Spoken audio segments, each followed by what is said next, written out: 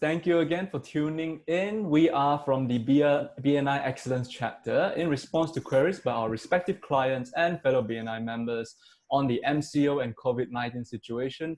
We will be recording several short videos to hopefully clarify and address these questions, titled Relief Talks.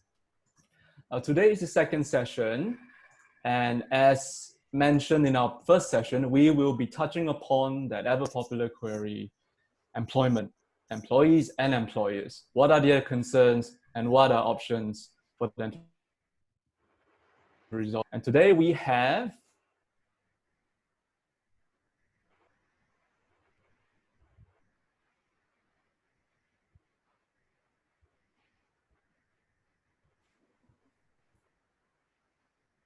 and myself, Shim Zhen. The speakers for today will be Miss Chien, litigation lawyer of our chapter, and myself, the corporate lawyer of Excellence chapter.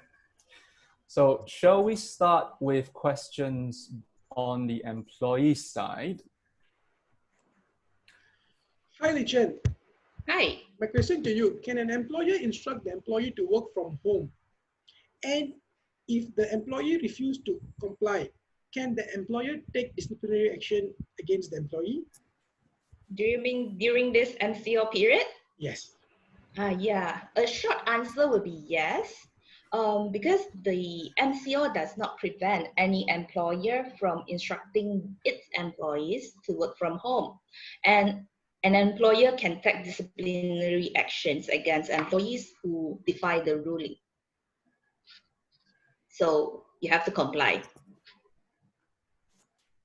Unless you have a very good reason, maybe you don't have an internet at home, you cannot do it online. Yep. Am I answering your questions? Yeah, exactly. Thank you, Chen.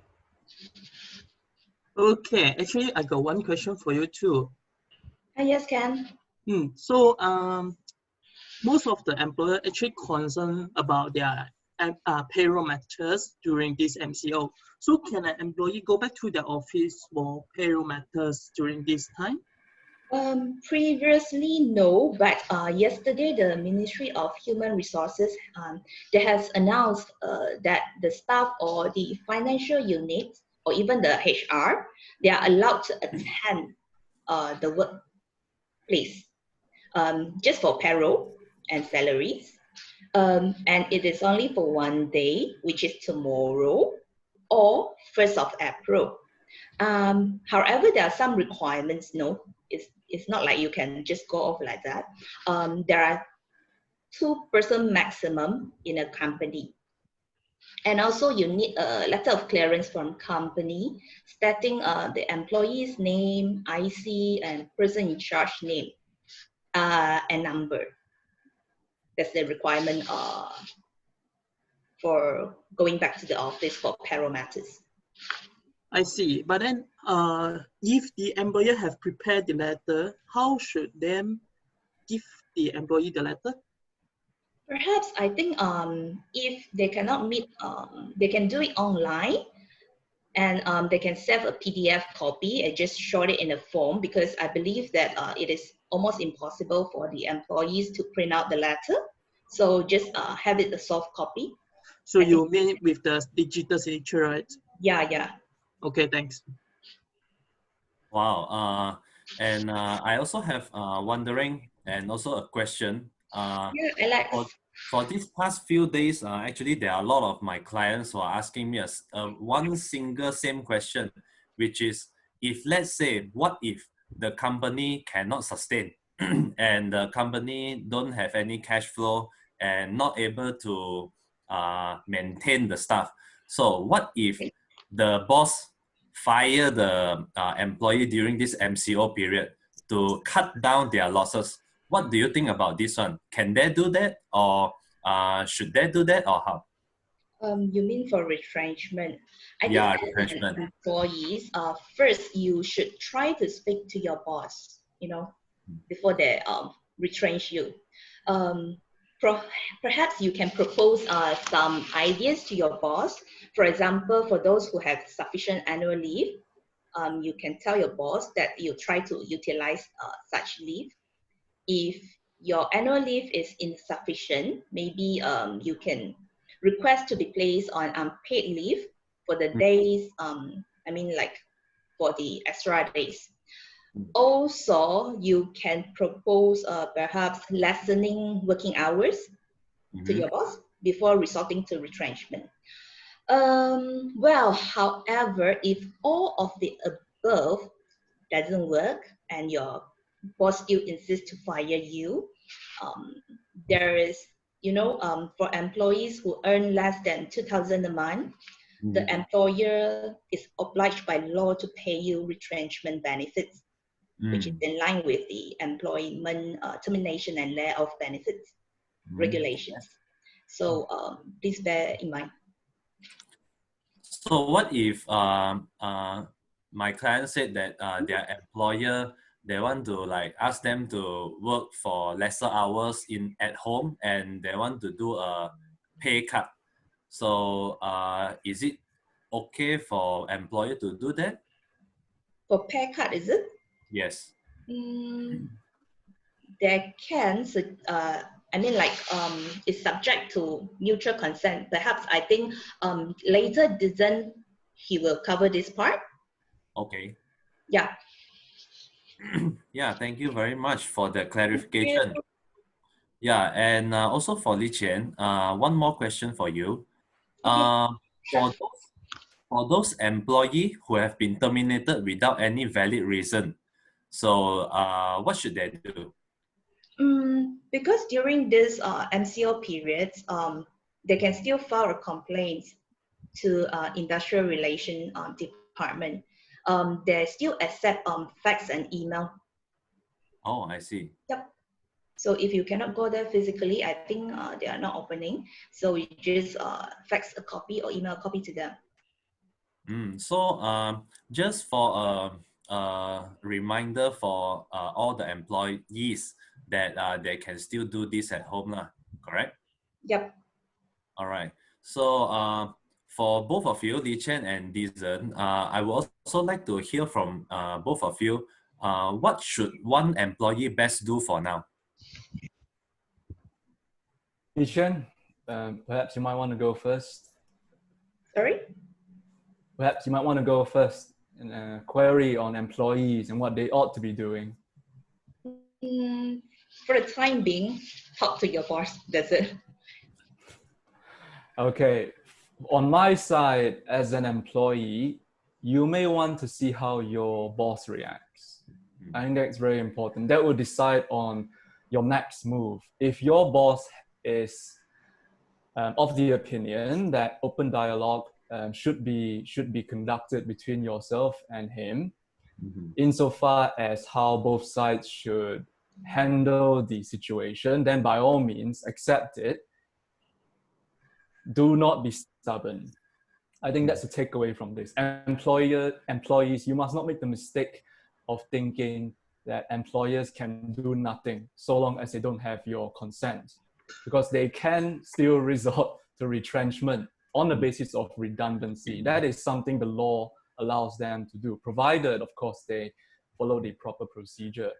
So any attempts at open dialogue or discussion, by all means, take it up, listen to your boss.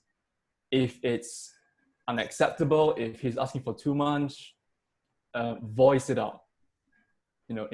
Tell the boss why you cannot accept and give reasons for it. You have a loan, you have a family to feed, you've got your family's in-laws to feed, you've got children to feed as well. So these are all factors which should be brought up when discussing with your employer. So just one question from me. Let's say if the SME business owner, they really can't afford to pay out the salary in cash, if the employer discuss with the employee nicely and ask them whether that can the company maybe defer your salary, can a company do that? The company can always advance proposals to their employees. the ministry has given a lot of decrees insofar as employers not being able to force their employees to go on unpaid leave, force their employees to take annual leave, force their employees to take a cut on their salary. But these are all really for situations where the employer unilaterally decides to take these decisions without having first discussed with the employee and gotten the employee's consent. The general rule, which all employers and businessmen must keep in mind now, is that they are expected to conduct business as usual insofar as their employees are concerned. So your usual employment law, industrial relations, regulations, they all apply in full force at the moment. So that means same treatment for permanent employees, part-timers, probationers, interns, casual workers, etc. Now, that does not mean that the employer is without recourse, because as raised earlier and as discussed, the employers can, if at the end of the day, resort to retrenchment. And this can be done without the consent of their employees. Yeah. Okay. But the main thing to bear in mind here is there are a set of procedures which should be complied with. And if the matter goes to court, and that will always be the benchmark, if the matter goes to the industrial court, whether the employer has taken good faith steps towards conducting the retrenchment. So the employer have to make sure that the retrenchment is bona fide. Yes, it's bona fide, it's made in good faith. And what that means is there must be a sincere reason for the retrenchment, and the retrenchment must be done done in a sincere manner. So that means, again, open dialogue with your employees. In fact, to make things easier, there is what's called the Code of Conduct for Harmonious Relations, and it sets out several factors which employers should bear in mind before conducting a retrenchment. I'll just read out some of them. Okay. So in conducting retrenchment, the employer would want to give a warning as early as possible, just to give a heads up to employees that the employer will be conducting a retrenchment exercise, whether it's going to apply across the board to everyone, whether it's going to apply to specific or selected employees, and on what basis that selection is done. So the basis has to always be objective. Okay, the employer will also have to look to retrench foreign workers first. So local employees will have to be protected under such an exercise. The employer will also be looking to retire those past retirement age. Okay, and the employer must have should have taken into account the situation of the employees. These include if the employer has taken up any loans, if the employer is supporting many individuals in his family, and whether the employee may be from outstation, because if an employee is locally based, it may be easier for them to accept a blow to their income. But for now, because there are too many news and also information flowing in the social media, so what do you advise for employer to actually calm your employees down for all the things that are happening now, so that they won't feel like, oh, my God, my employer is going to fire me, or how? Do you have any suggestion on how can we employers actually calm our employees down? Employer calm employees down, yeah.